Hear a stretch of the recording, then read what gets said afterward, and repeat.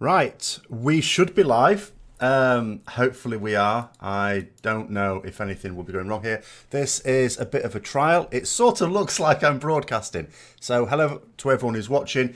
This is a trial because I'm going to start doing the Tuesday's Azeroth review on YouTube Live. The Mailbox, which of course I normally just record myself, and I'm not making this a regular thing, it's just to try it out to make sure it all works.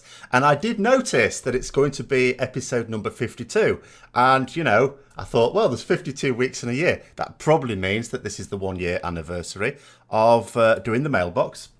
So we'll see how it works. We'll see how the chat box works. I've put that up on there. But otherwise, I'm just going to do this like I would a normal mailbox. So the first thing, the first order of business is, of course, where is the mailbox? And there were only 2 people that got it correct last week. Hi, Malinoric. So West Coast Dog got it correct, as well as Jordan there. It was indeed in Grizzly Hills, and it was indeed the Westfall Brigade encampment. So that was last week's, and let's get rid of this, and let's put this week's on. So as per usual, what we need, hello everyone, is the location of the mailbox. We need the specific location and the zone that it is in as well. And there we go, that's this week's. You'll have to post in comments though. I'm not going to read through all the chat. I've not got a tally chart at the side of me. So, shall we get on to the first one? And that is on the importance of class. So someone's saying here, Azerite gear will be, I think they mean will be boring. It doesn't matter how good the expansion is if the class and spec are not any fun, which is sort of true. And it's sort of why I think, you know, at Blizzard, I've said before, there is this sort of them and us situation that sometimes arises. And I think that's fed into what I've talked about recently. There hasn't been that much feedback given. But I think particularly class designers are going to get it in the neck most of all, and I think this ultimately comes down to it. It doesn't matter what you do in the game. It doesn't matter whether you just like you're leveling and then you just level another character. You don't really want to do the end game. It doesn't matter if all you want to do is some casual PvP, some serious PvP, whether that be rated battlegrounds, arenas, or both. Whether you want to do just casual raiding or more serious raiding, casual dungeons or pushing Mythic Plus keys, pet battles, pet battle dungeons, and no doubt pet battle dungeon raids at some point. It doesn't matter what you want to do. To do it, you have to play a class. You have to have a particular class and particular spec because you've got to level up at the end of the day, and you've got to, apart from pet battles, got to engage in that content with that class. And so I do think that that's the most. And of course, if you don't find any classes and specs fun, then, okay, the game's potentially lost a player. Hi, Alexandra. You'd say that world quests at the moment are in more trouble because there isn't really a reason to do them.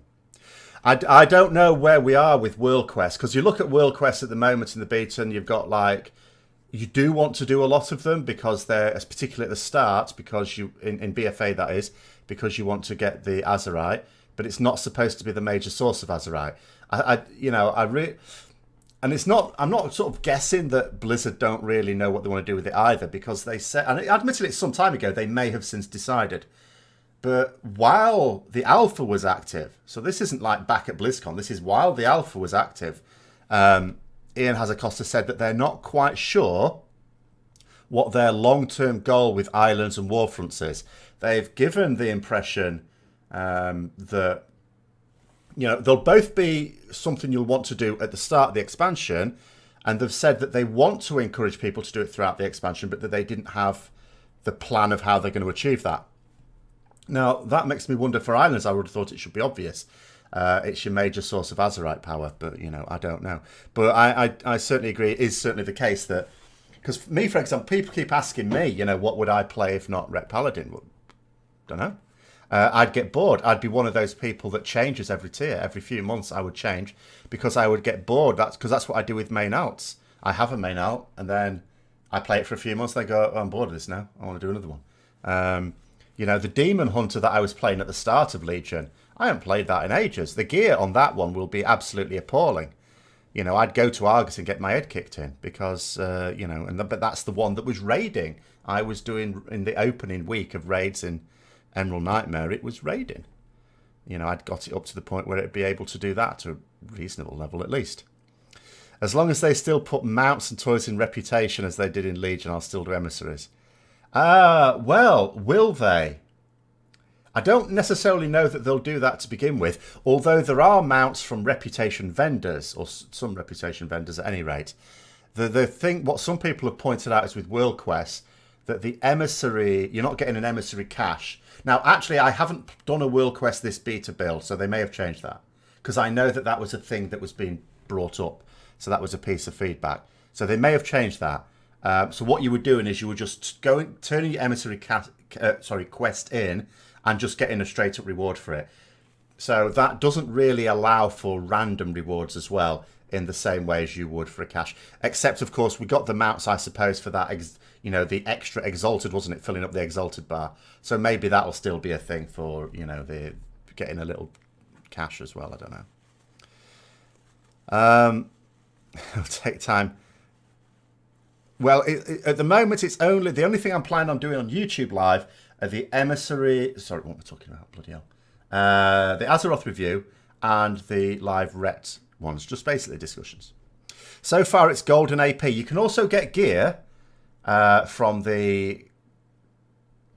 Or do you mean from emissary caches? Yeah, you can get gear. I didn't think you could to begin with because I turned in. All right, it wasn't a huge test. I turned in about 5 or 6 and didn't get any gear. And then someone said actually they had got gear, and actually since then I have got gear as well from an emissary quest turn in.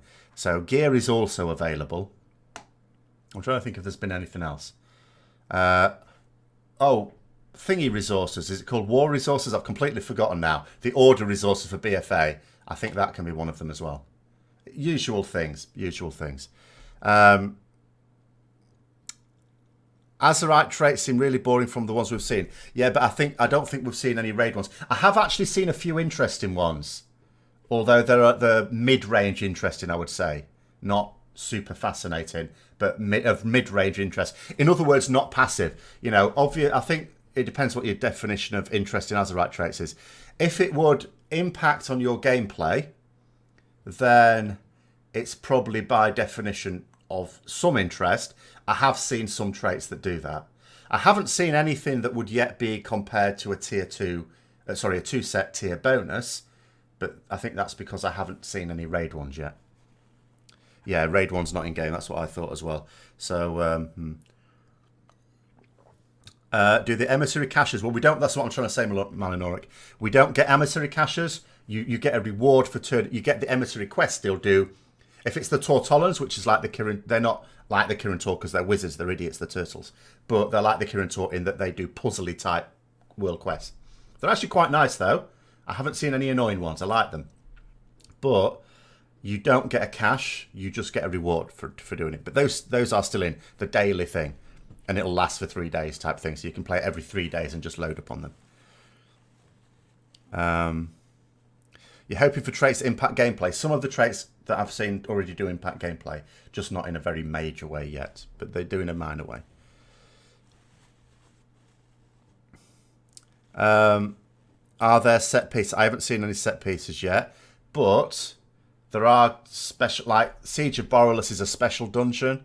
I don't think they've completely populated the dungeon loot tables yet either.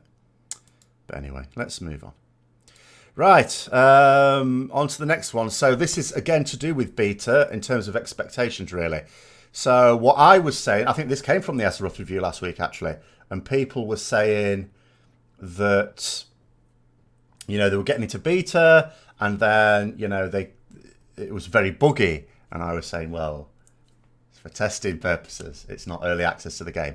So someone's saying here, I'll be agreeing with you that beta's beta, but the fact that for weeks now they haven't bothered fixing the intro quest, the alliance scenario bugs out exactly at the end. I'm lucky to have done it on 4 or 5 characters while it was working, but now new characters got stuck there and can't do any actual testing. Can you blame them for being unhappy to get beta access and not be able to actually do anything with it? I mean, but it is testing. You could argue that sometimes maybe, hi Clefado, you could argue that maybe expectations are hyped because Blizzard do hype it, like they give people keys to give away, for example. So it sounds like a prize getting into the beta. So you could argue maybe some people have heightened expectations as a result of that. And there doesn't seem to be a strong emphasis on, but it's going to be buggy as hell. Like in that particular situation, first of all, what I would say is how many of those people are filling in the bug reports, or are they just chuntering about it, assuming that everyone else is filling in a bug report and leaving it? Because, you know, it's not even just a case of if someone makes a bug report, they'll get onto it. You know, if 100 people make a bug report, I don't know how their reporting system works, but surely something that lots of people are filling in about the same thing is going to go up in priority, is what I would have thought. And then the second thing is, of course, they could always then just go into the Horde, which I know is working because I completed that in the last week as well. Yes, I have no time. Well, this is just normal Mailbox. I don't normally do this live. But it's the 1 year anniversary and I needed a trial run.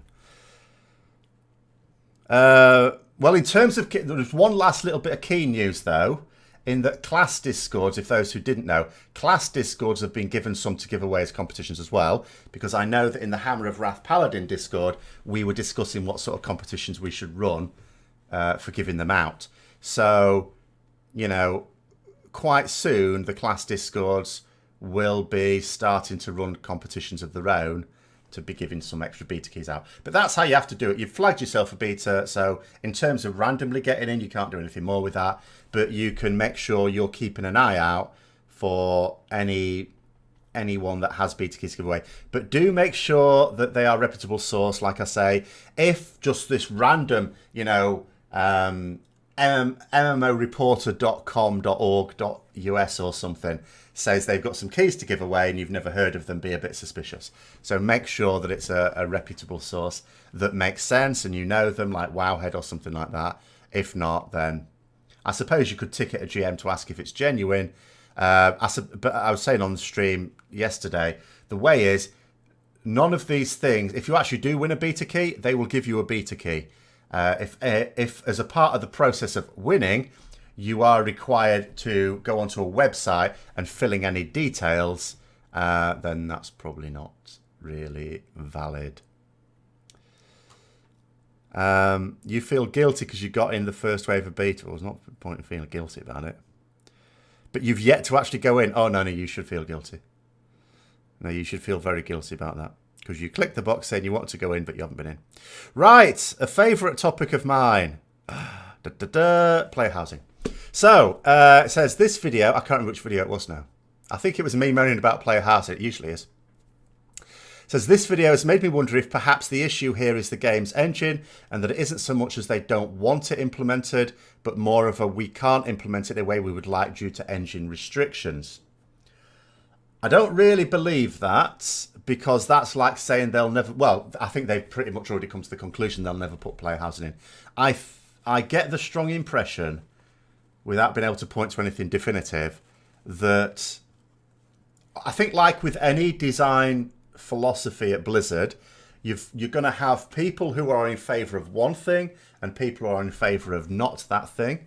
And it's just the balance of who are the most influential people on each side, because you've got to go one or the other. It's mutually exclusive. Either you have player housing or you don't. There is no middle ground. They tried the middle ground with garrisons, and that was not even, you know, that wasn't player housing. It just happened to use the same technology that could be used for player housing. But that was no more player housing, you know, than a ham sandwich is a cheese sandwich, because, well, you still use bread, don't you? But I don't think the engine would be a major thing.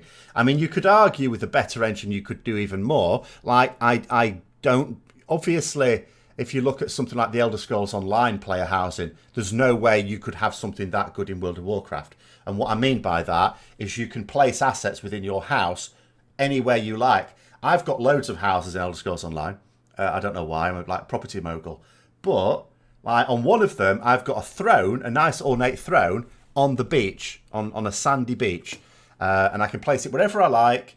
You know, I've got pennants on the wall and I can put them wherever I like. I can rotate them, all that sort of business. You've got complete control over how you place assets in your home. And there is no way you could do that in WoW. But what you could do in WoW is at least, if you compare it to, say, Lord of the Rings Online, that sort of thing you could definitely do, and that sort of thing would be good enough. You know, that would be good enough. But they've obviously decided along, because they were going for, we're definitely going to do this, and then they went, no, we're not doing it at all. Or I don't think they actually definitively said they're not doing it at all. They just stopped saying they were going to do it. And it's now gone for so long, you begin to suspect that maybe they're not actually going to get round to it, even though I don't think anything's really been said. Player housing could be a great thing if done correctly. Of course it is. I mean, the big advantage, I keep saying this, and I'll say it till my death, is they keep saying they want to get us out into the world. And people's main argument about player housing, oh, well, that keeps you in your house. But it's completely the opposite. You can't stay in the house, because otherwise it's just a shell of a house. To furnish it, you've got to go out. You've got to get things. You know, you can have it.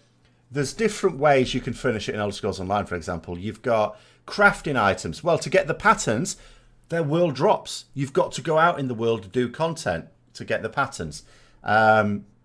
You've got, every now and then, there's a special item you can get, but it's only available that weekend. You know, there's a vendor going to sell something, and you don't have, you can just buy it. It's not going to cost, it didn't cost anything. You know, the throne I was talking about, in fact, I got a couple of them. I didn't want to be greedy, but they were free. I could have got 10 of them if I wanted. But it was just a vendor that popped up for a weekend. Can't get them anymore. Could only get them for that weekend. And you can put them in other bits of content as well. You can have trophies. You know, you look at Lord of the Rings Online, you go past the guild houses, or kin houses they're called there, and you've got trophies from the various raids. You know, what the guild's exploits. You know, because that's another thing. Guild housing at the very least.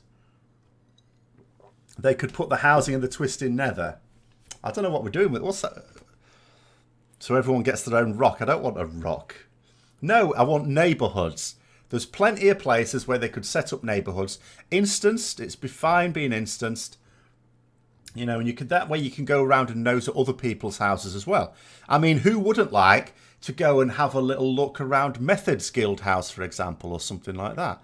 Or, you know, like Midwinter in the US, or Limit. You know, that'd be awesome. What I'll do if my neighbours turn out to be gnomes, that is actually a serious consideration. Fortunately, I could always just move, couldn't I? That makes me sound like a 1950s racist, having to move because of the neighbours. But, you know, that you could do that. Maybe you could even make your own signs for your house. Gnomes not welcome. Maybe I could organise community meetings within the neighbourhood. Drum them out of town. I may well have to go Horde, yes. Yes, it's probably quite likely you wouldn't have Horde and Alliance on the same neighbourhood. That would probably be asking for trouble. But anyway. It'd be especially cool to be instanced with other guilds progressing similar content.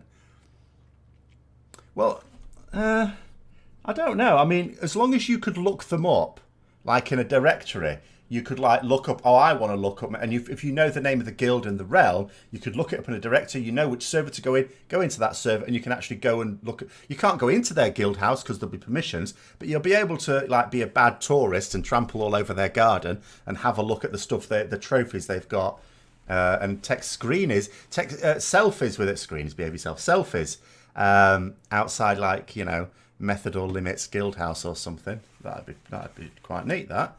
There's so much you could do, and that would be actual community interaction as well. It solves so many problems, but Blizzard are just pig-headed about it. But there you go. Anyway, never mind. On to the next one. So, the taunting madness now. So, first of all, so someone obviously just making a joke here, but the only thing that would bother me if we go back to tab targeting Sunders. The thing is, though, the way some people are reacting, I've read some of the comments on the video I did, where I thought I'd made it quite clear, because I haven't just said, you know, like some people in videos are going, oh, it makes no difference at all. Some people are saying, oh, it makes we're going to go back to this, this, and this. And it's like, it doesn't actually make a realistic difference. But I just said, look, numbers. And there's still people going, oh, it's going to be going, it's like going back to Wrath or TBC or Vanilla. And I'm thinking, I mean, I can't really speak too much about Wrath. All I remember is, in the first tier in Wrath, I was still raiding with a top-end guild. you know, well inside the top 100. And I did not have to watch my threat. The last time, in fact, I remember at the end of TBC going, hooray, this is the last time I have to watch my threat. When the pre-expansion patch came out. I didn't have to watch my threat then. And then I quit the game. And then I sort of came back for a short period of time with a friend's guild, very casual. So, okay, a mixture of good and bad players, mostly bad. And I didn't have to watch my threat.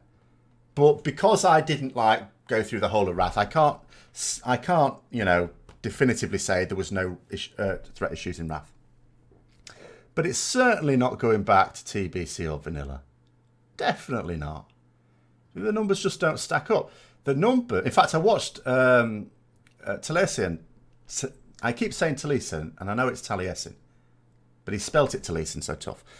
But you know, even he was saying in the alpha he tried it out. He was a tank. He had no issues at all, and he doesn't even know how to tank. He's like me, don't know how to tank, and there is no issues because the bottom line is, you know, like I was saying in the video, we just generate too much threat now.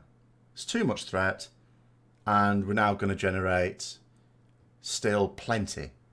You know, it's a bit like, you know, let's say your rich uncle gives you, I don't know, $5,000 a month, but you only spend $2,000 a month.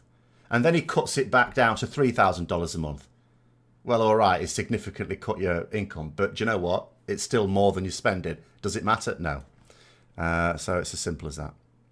And then there was another threaty one, which is of more serious concern potentially for some people, because what some people have pointed out is, so let's say in Mythic Plus you have, and I don't like this, I think this is Degenerate Place anyway, so if this is removed, all to the better.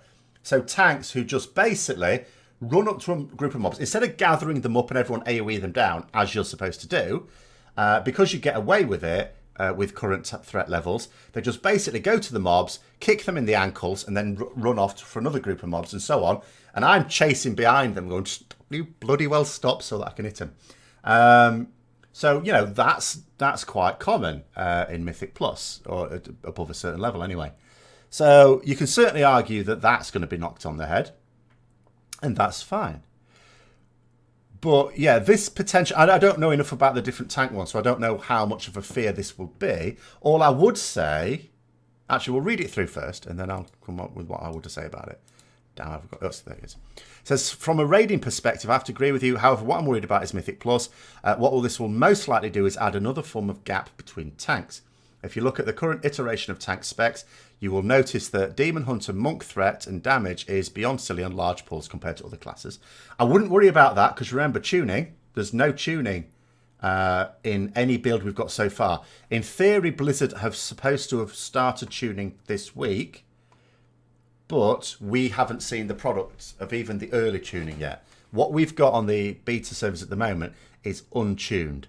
So I wouldn't worry about relative damage levels at the moment. I would only concern yourself if you're looking at it and thinking, no matter what they do with balancing, this tank can't generate any AoE threat. But then they said here, so with the decrease of threat for warriors, 6 seconds on Thunderclap, it will be a nightmare to pick up a larger pack and keep it. So I don't know about, again, I've not played a protection warrior in BFA, so surely Thunderclap isn't the only thing they have. But I understand it's the main thing because it generates extra threat, but not necessarily the only thing. But I do appreciate that maybe some tanks have more active AoE and therefore it's more on demand. You're not having to wait around before you can deal with the pack. Might be an issue. And my issue with this is, I mean, potentially Blizzard could take note of that. The only issue is that these threat changes have come in fairly late. Now, if they'd planned it months ago, is no issue at all, because the class designers will have had that in mind when they were designing the various tank tools. But if this is a late decision, then it might be that some of those class designers weren't thinking about reduced threat levels when they were designing the toolkit. And okay, some of those tanks may be in a bit of trouble. Paladins also can still generate a majority of their potential threat even at range. Yeah, protection paladins, I imagine, they seem to have quite a lot of tools. Avenger's Shield is quite useful. Also for casting mobs in, apart from anything else, that's always quite nice. But yeah, there may well be. I mean, at the top end of anything, whether it's Mythic Plus or Raiding, you do get some specs that are better than others. In a lot of serious raiding guilds, and I admit this is not the majority, it's quite common for serious tank players, to have more than one class kept up to date, because it might well be that, you know, Blood DK is really strong in this tier, but in the next tier it's actually not that strong. But do you know what? Protection Warrior is going to be really strong. So if they keep up with that, I'm not saying they should have to do that, but you do find quite a lot that do that, just because you are stuck in a guild. You have your two main tanks. You might have a few others that can tank, but ultimately you have your two main tanks. And if one of them is suddenly weak for a tier, you're going to struggle. Whereas if you can switch to, say, you know, there's been times this expansion when Brewmaster or Guardian Druids has been able to trivialize a mechanic. So if you've had the option to switch to one of those, or be one of those in the first place, then that's been amazing. To be honest, going away from kiting will allow other classes to catch up a little bit. Well, this is it. Yeah, this play style of just nipping at something's ankles and running off, I don't like it. It's not how the game is intended to be played. Right? There is no way Blizzard have intended tanks to be able to tank in that way. And if this change is just to knock that on the head, then it gets my full support. And I have no concerns with this threat issue at all, because like I literally looked at the numbers, and the numbers told me that actually they're still going to generate enough single target and AoE threat. Because when I compared, and I don't mean numbers across a fight even just burst numbers at various points of a fight, and I'm just looking at it and thinking, do you know what? The tanks are keeping up to, you know, in excess of a quarter of the damage of even the highest burst in DPS. And in a case like that, there is no issue. And then if there is an issue, well, you've got a taunt. I mean, someone was saying on a comment, actually, I haven't been back to see if they've replied to it. Oh, well, you know, we don't have AoE taunts. I'm thinking, well, you don't need an AoE taunt. For what boss do you think you need an AoE taunt? But I don't think we're ever going to have to go back to the days where you have to wait for a tank to get aggro. That's not going to happen. I mean, the only situation really is LFR, isn't it? In LFR, you know, if I go in on my Paladin on LFR, I can now pull aggro off a tank. Now, in that case, I've got a choice. I can either calm it down, just auto-attack for a bit, or I can just go, do you know what? I'm a Paladin, I'll just tank it myself, which is generally what I do. But that's my choice, because I've deliberately gone into some content where I am very likely to be 80 item levels above a lot of people in that place.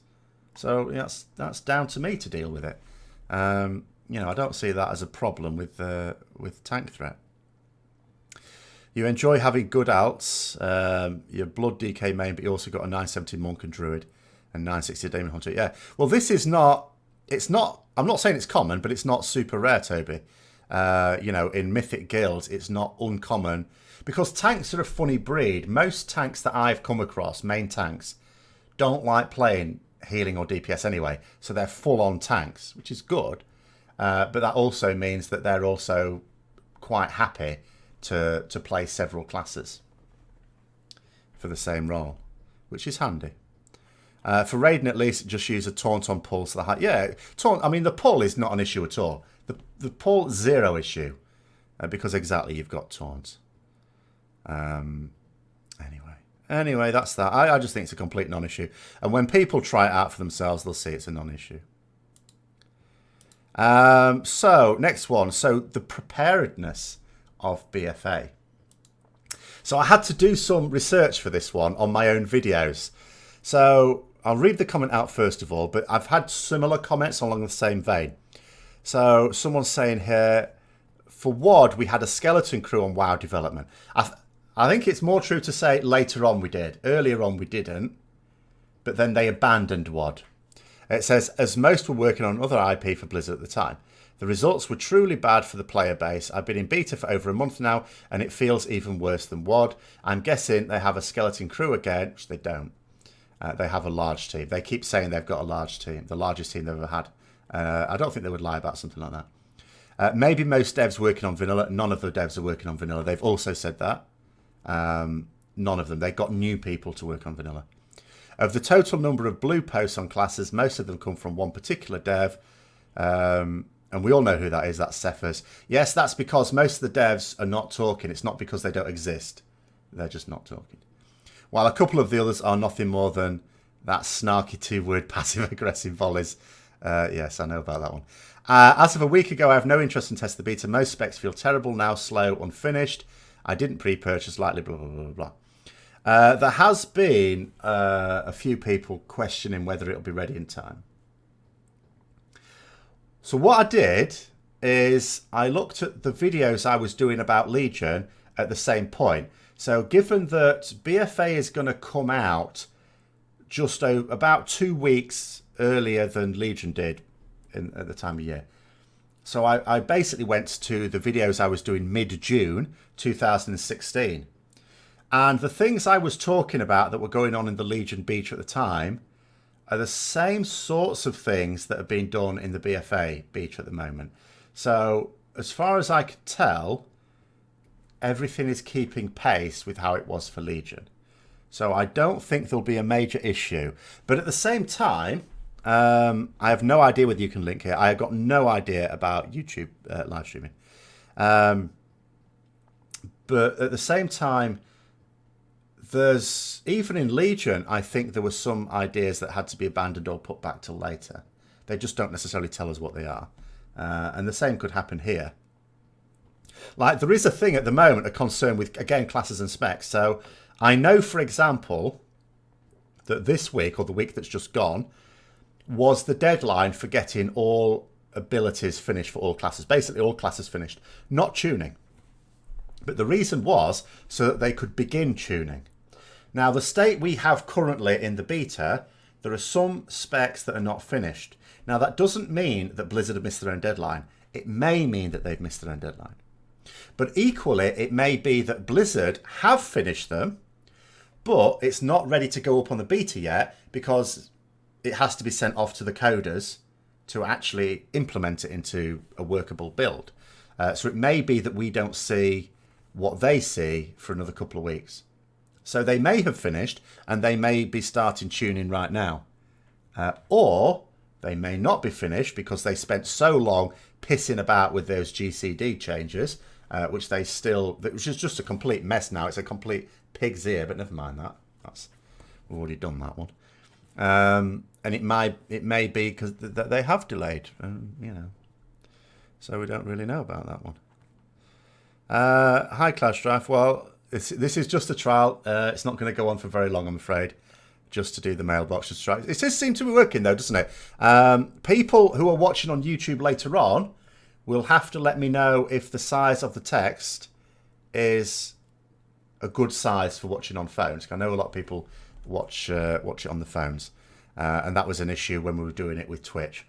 So you can let me know before Tuesday, and then I can adjust as necessary for Tuesday. But everything else is working. I had a big concern about getting the chat working because it was not as straightforward as doing it on Twitch, but it's working, so I'm quite happy with it. So yeah, so for discussions, I'm quite happy doing this. I'm still going to stay on Twitch for gameplay. There is no way at the moment, at any rate, that I am going to do gameplay streams for two good reasons on YouTube. On Twitch. No, YouTube. I am going to do it on Twitch, not on YouTube.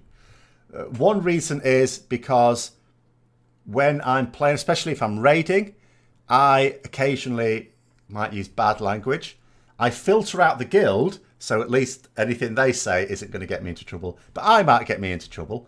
And then the other thing is listening to certain types of music, and people say, well, there's copyright-free music you could use. Yes, but, like, if there's a reason why a lot of copyright-free music is copyright-free. And it's not the music I want to listen to. So, there we go. Oh, good, thank you very much, E. And then the second reason is this. I think, well, I'm pretty sure I could just say, I think what I've done on this one, actually, we'll see, is as soon as I finish this stream, in theory, it could be up on the channel. But there's a button, I think there's something I ticked, I'm going to have to check later, that says don't put it up on the channel.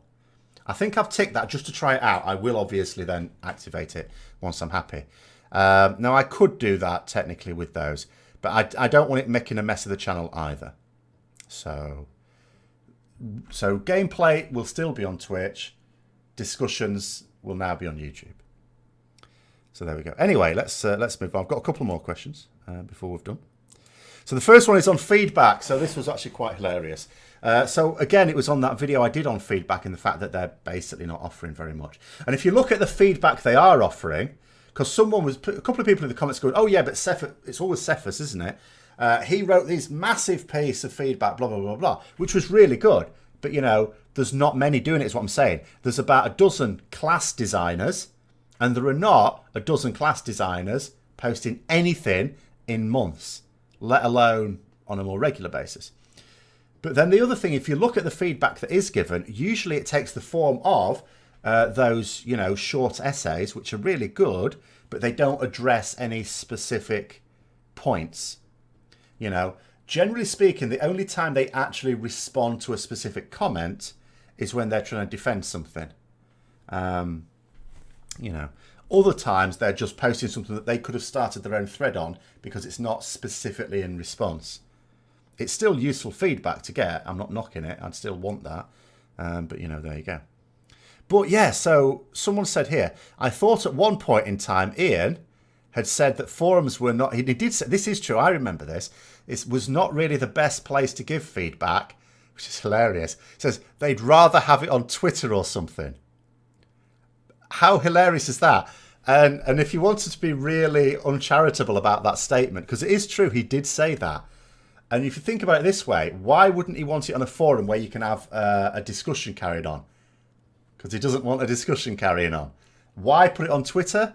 Because most people don't read tweets that are sent to Warcraft devs.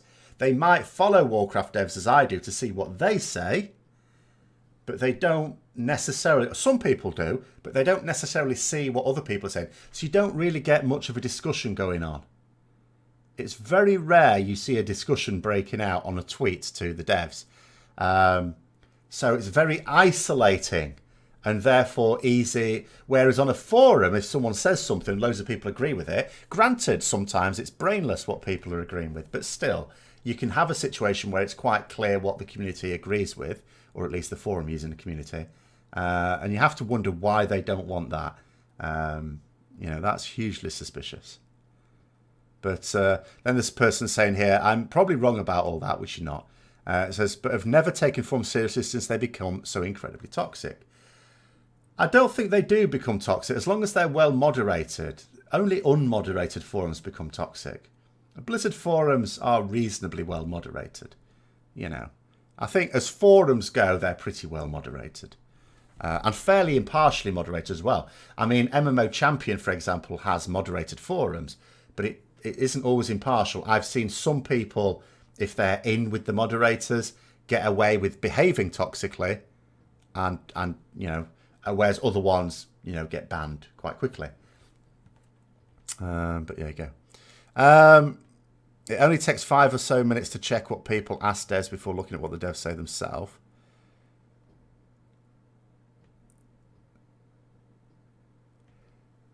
Yeah, but I just don't... It's... The problem with Twitter, again, you also can't say very much in it as well. I mean, although it's expanded how much you can say on Twitter, you still can't say very much. Devs, do they even... I mean, they don't even respond much on that. Occasionally they do, but usually it's just a clarification. Where they do respond, usually it's to clarify something. Or if someone says, oh, what about this feature? If it's a feature they've decided to put in, they'll go, oh, yeah, glad you said that because we're about to put that in. Which is probably why they have never responded to my tweets about, like, legendary tabs. It looks very much like I am going to have to somehow... I can't cart around my Legion legendaries in my bags. It's ridiculous. So I don't know what I'm going to do. Hopefully I can find enough room. I've probably got some crap in my bank I could get rid of. So hopefully I've got enough room to store my legendaries in my actual bank. But that's still going to mean a full bank, which means that at the start of BFA, everything I want to keep, even if I don't want it immediately, I'm going to have to get rid of. Or not get rid of, behave yourself, carry in my bags. So my bags are going to fill up even quicker. Don't understand why people can't do a quick check of what. Sorry. Check of what? Am I missing something?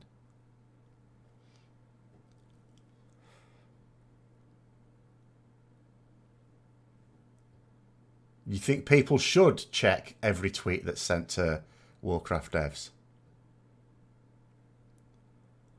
I don't see how that's more interesting than just reading forums. Because forums can be interesting even if a dev doesn't respond to them, which of course is most of the time. But anyway, on to the last one. We're nearly there. It's just a funny little one. So again, what was this one in? This was in the feedback video. So if anyone who's watched that, you'll notice at a certain point, and I still don't know what the cause of it was, there was basically an explosion outside the house. And then there was some smoke straight away after it. And I don't know what it was, but it disturbed me in the middle of the video. But I, you know, totally professional, carried on. I didn't stop and start again. Actually, I don't know which is the more professional. But it says here, you have a ghost or an evil spirit in your home. But it wasn't in my home. It was outside.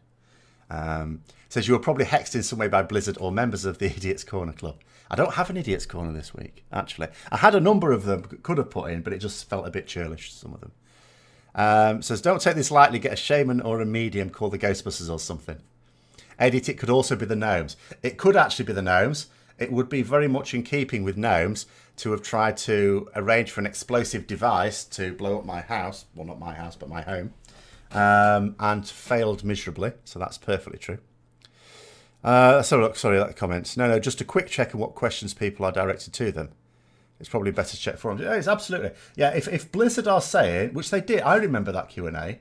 If he's saying that they'd rather you said things to them on Twitter rather than forums, then that can only be because they actively want to stifle discussion, which only feeds into the perception, whether true or not, that they're not really interested in our discussions. They're only interested in us saying how much we like a particular feature or don't like it and why, so that they can ignore that as well.